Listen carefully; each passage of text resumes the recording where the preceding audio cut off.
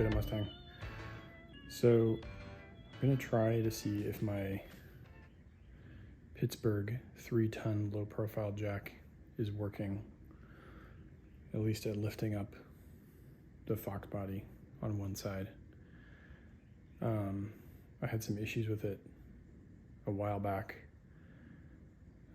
where it would basically like stop elevating at a certain point.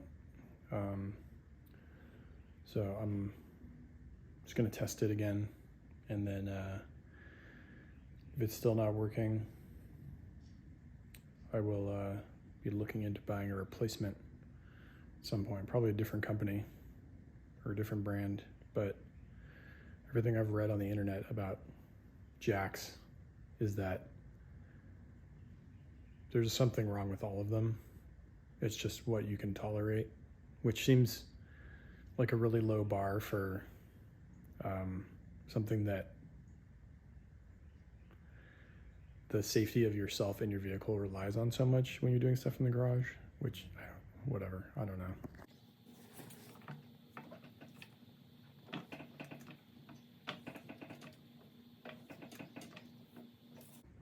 So it seems to be doing okay, even though I haven't got the wheel off the ground completely. So now I'm just writing down instructions on how I would go about installing lowering springs and new lower control arms.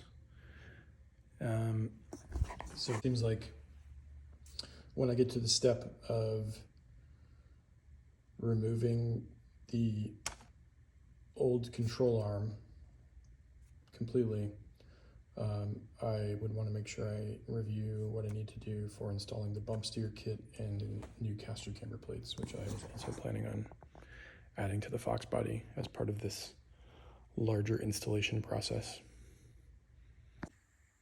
Okay, I've got the wheel off. Double jack stand, jack combination, whatever. I'm sitting here and I'm looking at the control arm and I'm having flashbacks to every other control arm install that I've done in this garage. I did the front lower control arms on my on the dude Stang, my 2014 Mustang GT, and I did the rear control arms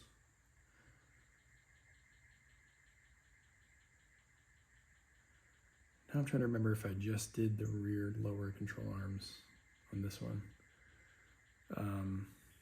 Pretty sure I didn't do the upper, but I have to look through my notes. I can't even remember.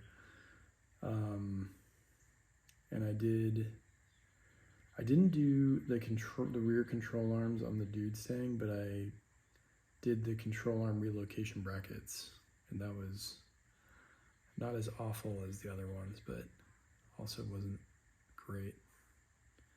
The worst was definitely the front control arms on the dude Stang, and now I'm thinking about that as I'm staring at the control arm here.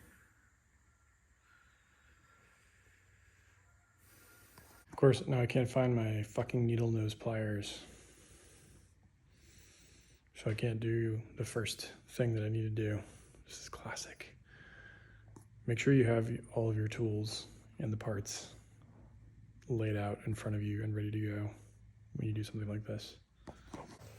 So using my needle nose pliers to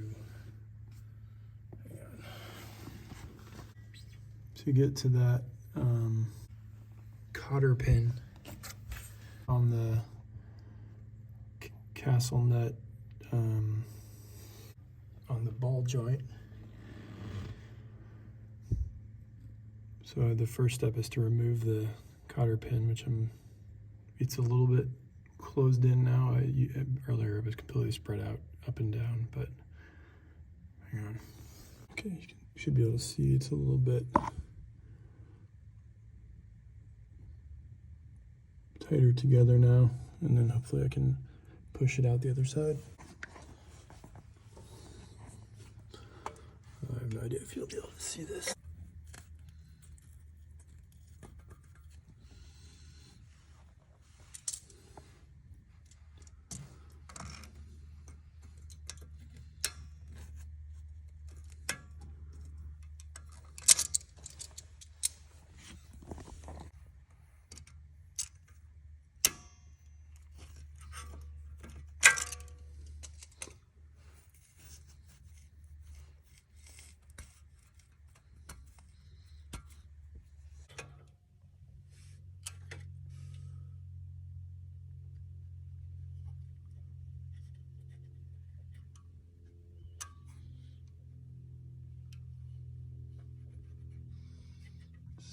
hard to do with my weak ass left hand. Jesus Christ. Okay, so it definitely seems like it's easier to push the cotter pin out from the side that does not have the loop in it. Hang on. Versus trying to like use the pliers to pull from that side. I was actually pushing from the side that you have to straighten out and had more success doing that than pulling on the other side. There we go. Cotter pin removed. This thing looks like it's seen better days. Next, we're supposed to loosen but not completely remove the castle nut with a 24mm box end wrench. This wrench seems huge for the amount of space that I have to work here. And I think I need to put some type of penetrating lubricant on the castle nut, which I should have done earlier. Genius. This 24mm box wrench method is not working so far.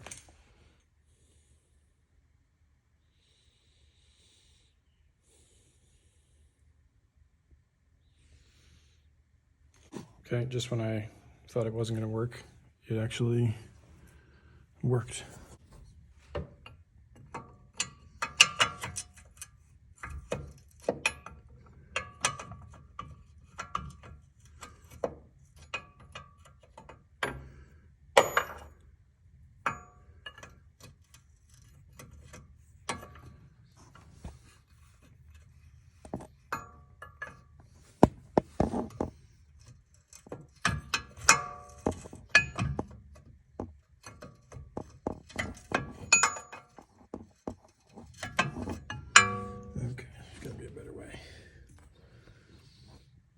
I should note that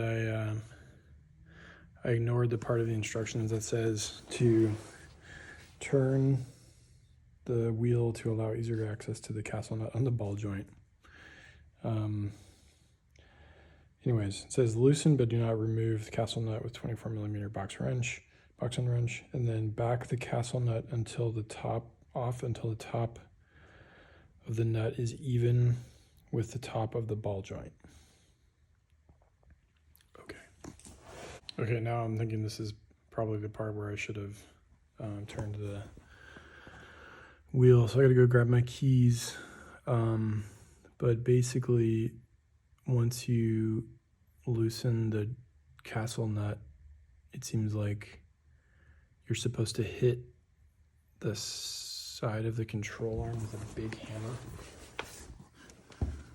hammer to loosen separate the ball joint from the spindle.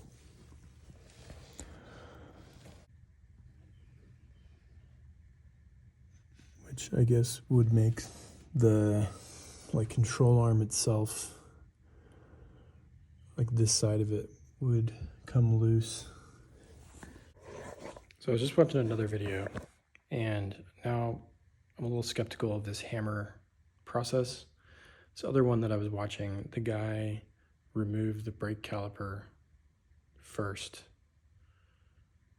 before doing some other stuff. And he was doing something different with the brakes, but still, it kind of makes me wonder, like, wouldn't it be easier to remove the brake caliper to get to some of this stuff? I don't know. I'm skeptical here. Okay, so it's the next day, and I'm in the Elantra, in case that isn't obvious. So I did a little more searching, and I put a post on my ongoing thread on the StangNet forums, and confirmed that basically I need to remove the spindle, probably, since I'm doing the caster camber plates and the bump steer kit. Like, I'm doing stuff that involves obviously more than just, pulling out the old lower control arm. So it's going to be a little bit more involved from the start. So the first video that I had been using as like a frame of reference is probably just too simple of a process. This is just another lesson in make sure you understand what you're doing before you start taking things apart. It's not too bad. Obviously, I don't like desperately need to drive the car, but hopefully in a couple days I'll be able to get back to the garage and make some progress on removing the old lower control arm and everything else that needs to be involved to install the new lower control arm, the lowering spring, the caster camber plate, and the bump steer kit. So anyways, thanks for watching my non-vlog update, whatever you want to call it, and keep an eye out for more on the Fox Body Mustang from Taco Potato Mustang. Peace out.